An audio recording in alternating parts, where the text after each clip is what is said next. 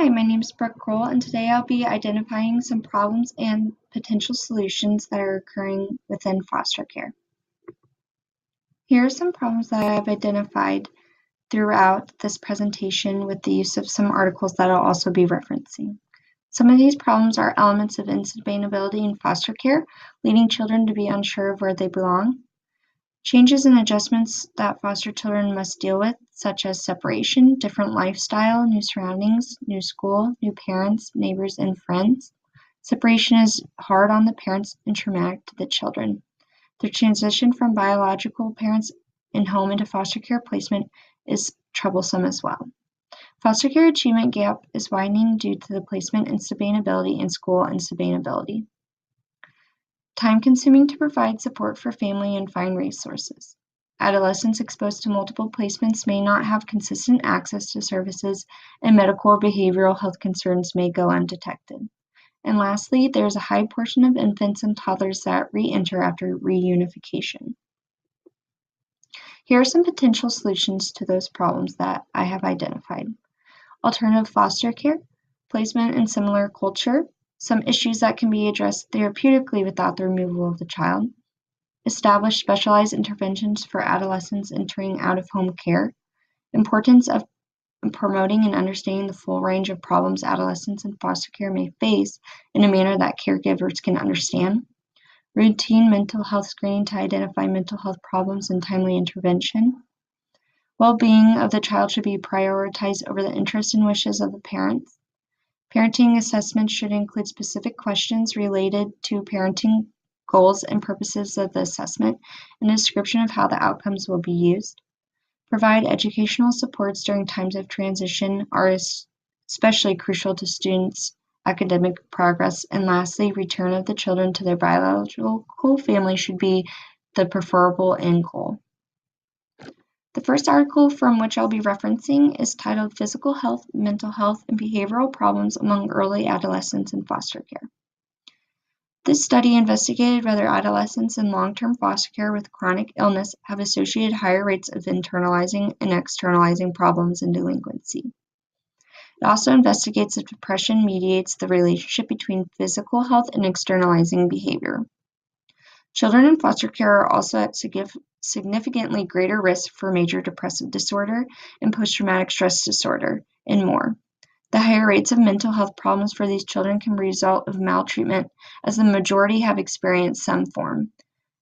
Mental health problems also result from disruptions associated with the removal of the child from their homes.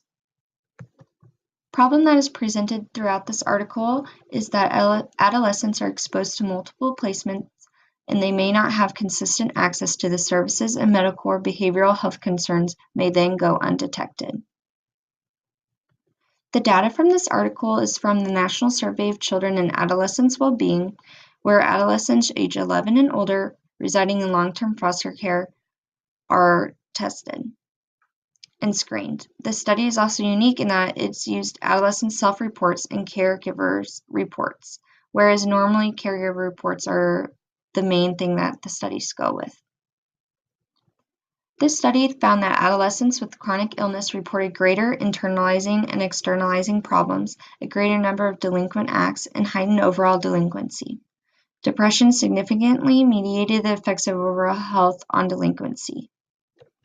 The findings from this article are found to be consistent with past research indicating that children with chronic illnesses demonstrate greater behavior problems than children without illnesses. These findings support the need for comprehensive services for these youth, including specialized assessments and collaboration between protective services and healthcare systems.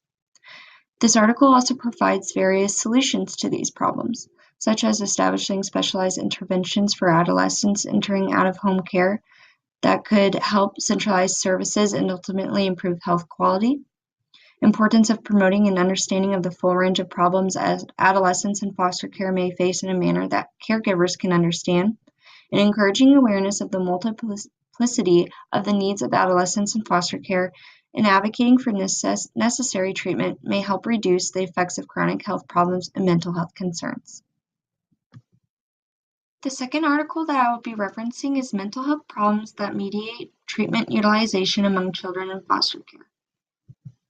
The purpose of the study was to determine whether or not these children receive treatment more often when they have specific types of mental health problems, since children in foster care suffer from an extremely high prevalence of mental health problems.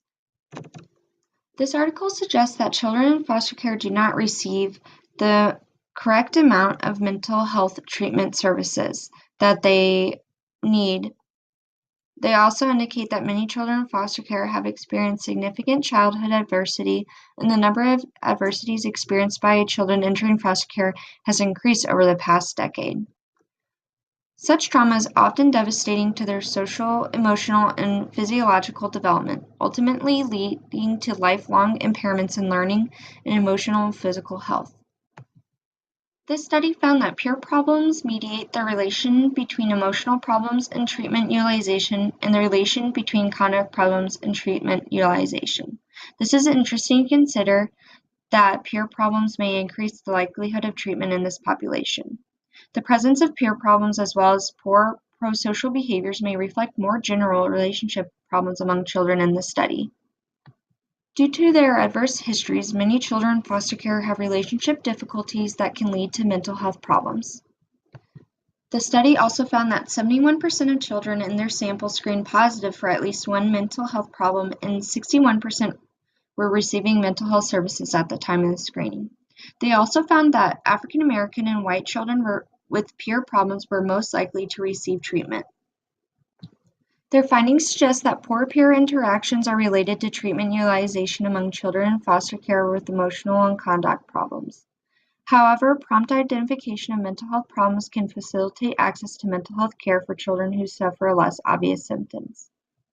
Some solutions to these problems are early identification of mental health problems and their corresponding symptoms are needed to improve treatment utilization. Another solution is routine mental health screenings to identify mental health problems, even those with less overt symptoms, and timely intervention in this high-risk population can also enhance their present and future quality of life. The third article from which I'll be referencing is the effects of placement and school stability on academic growth trajectories of students in foster care. The purpose of the study was to identify key points in time during which public policies could deliberately support students in foster care with the impact of the events on academic growth.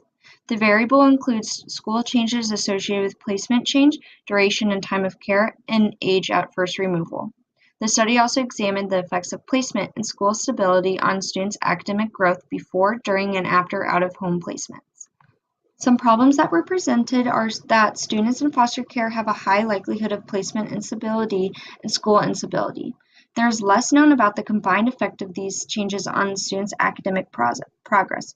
Also, apparently, according to the article, this is the first article ever made about the effects of those two things combined. The second problem that they presented was that foster care achievement gap will become increasingly visible across the nation as states implement the Every Student Succeeds Act requirement to include students in foster care in their state report cards. Some solutions that this article suggests are that there should be a long-term approach to support students, which would begin when they are identified at risk for out-of-home placement and then continue after they exit the foster care system. They suggest that there should be educational support that is provided during these times of transition, and that support catch-up group consider the effect of co-occurring placement changes and school moves, maintain academic progress, and implement support and services. The last article that I used in this presentation is titled Assessing Parents in the Context of Reunification of Infants and Toddlers and Their Families, How to Face the Challenges. The purpose of the study was to find if infants and toddlers, when they re-enter care after reunification, if their family is feasible. So when they're re-entering, if their family is actually ready for them to re-enter. The challenges that appear are their struggle to trust their parents and the trauma and stress of having to be moved. Lastly, some solutions would be that for the parent assessment to include specific questions relating to parenting goals and purposes of the assessment. They should include the use of development of expertise, providing families aiming for unification and organization as a team. Thanks for listening to my presentation, and I hope you have a great day.